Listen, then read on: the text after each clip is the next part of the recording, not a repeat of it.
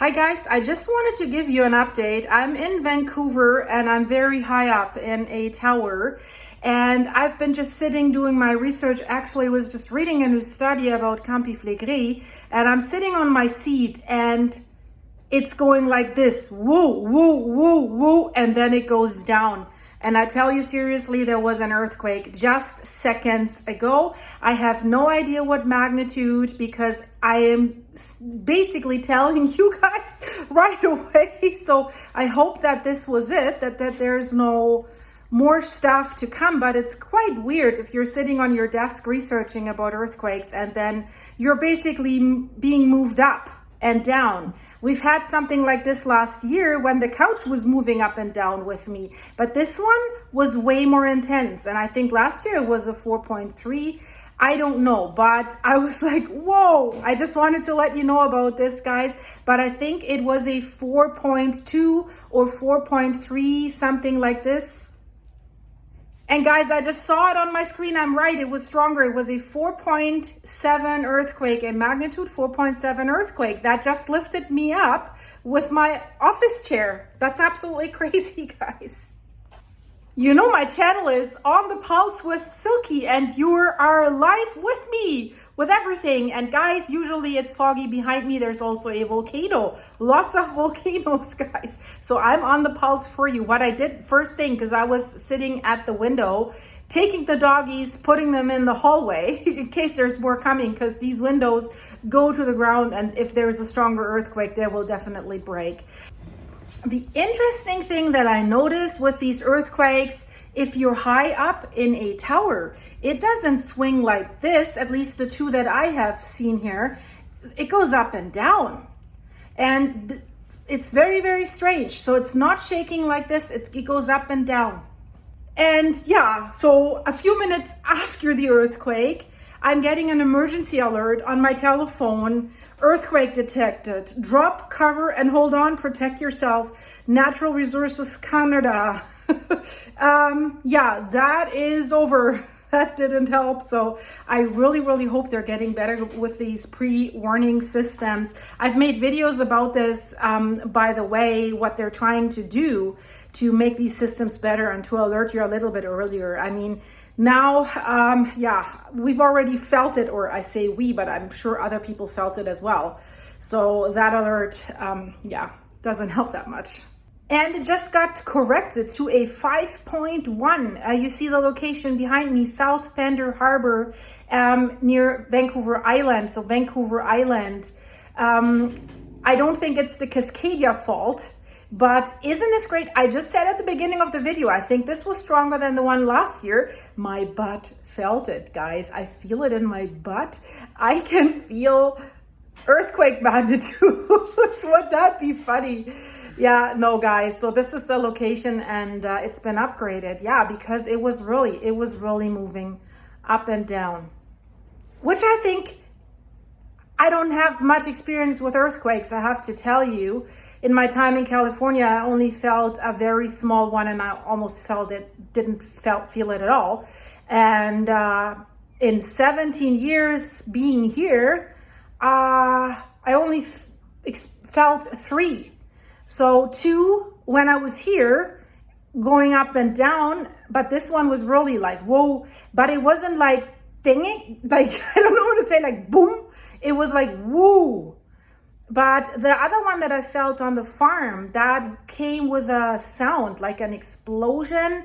I thought some jet had broken the sound barrier. It was really like bang, and then it was just a little bit of a tremor, but not like an up and down movement like this one. Crazy, guys. And Rudi, so much for my earthquake warning system. Shouldn't you feel these things and alert me? But since you bark all the time anyways, if you want something to eat or whatever, we can't really tell the difference, right? But you really could have said something.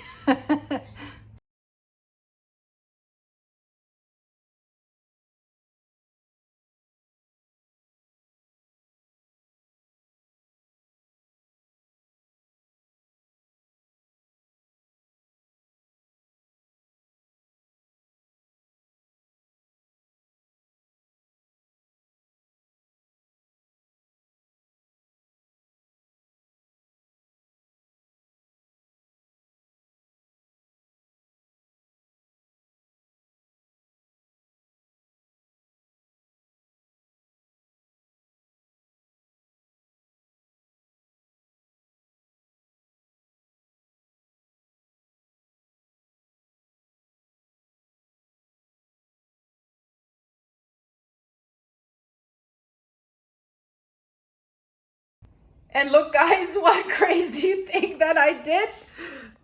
I saved my coffee. I took it with me when I left the desk and went more towards inside. I took my coffee. Are you barking now because another one's coming? Yeah? What? No. Shh. But I have to say one thing, when it happened, now I'm remembering all it. The dogs did react when it happened. They were quickly coming with me to the hallway, which is good, so that they didn't run to the window. I think they wanted to run to the front door to see if someone was there or what that was. So I think if you're down on the ground with the animals, they feel things much better than being high up in a high rise, right? It probably disturbs that feeling, because I know my other Westie, when I was a kid with my parents and we were hiking, he refused to go on. He did not go on. So we were trying to make him go on, and he delayed us. And then just really a few seconds later, maybe 20 feet from us, a tree fell down over the trail and maybe would have hit us if Petty was the dog's name, would not have felt that and stopped us. Because he was not like stopping, sniffing around or something. He just stopped and we could not move him. So they do feel it, I believe.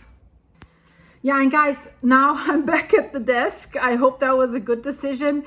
Now the first newspaper articles are coming out, like 5.1 magnitude earthquake near the Sunshine Coast. That's a part of the Vancouver coast. It's just not connected with Vancouver. You would have to take a ferry, but it's not on Vancouver Island.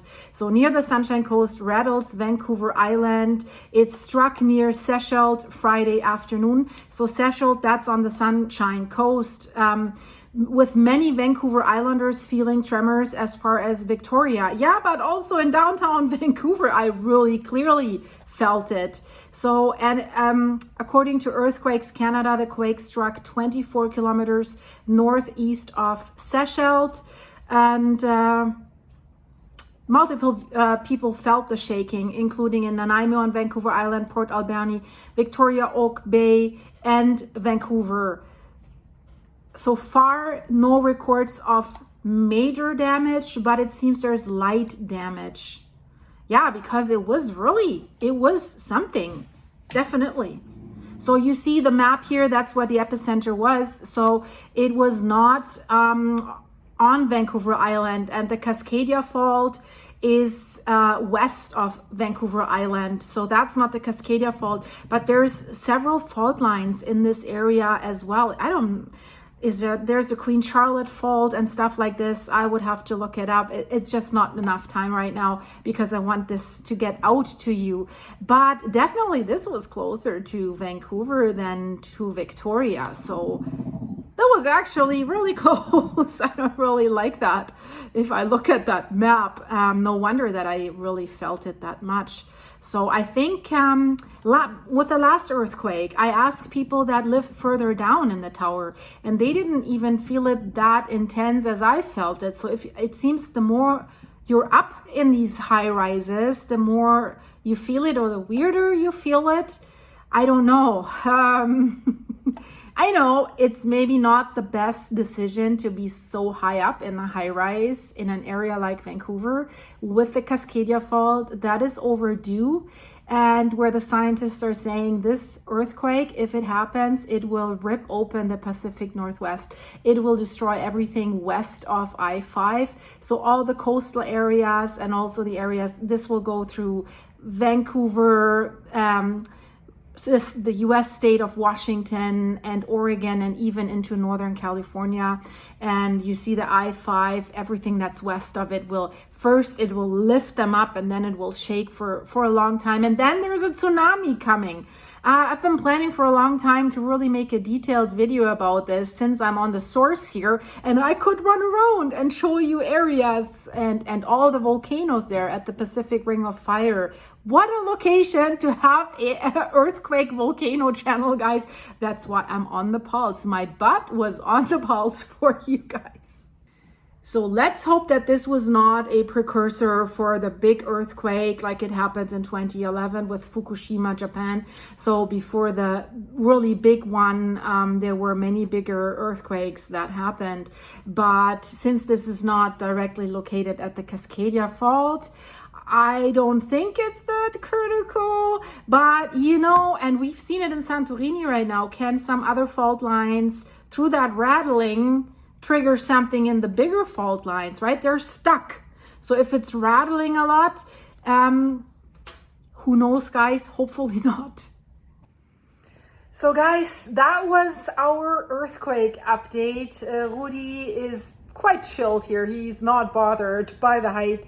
So if you're new here, subscribe to my channel and check out my channel pages. There's lots of interesting stuff. And check out the video that I put here on the end screen, because this is mind-blowing what's going on in Campi Flegrei with the officials and the scientists, INGV and civil defense.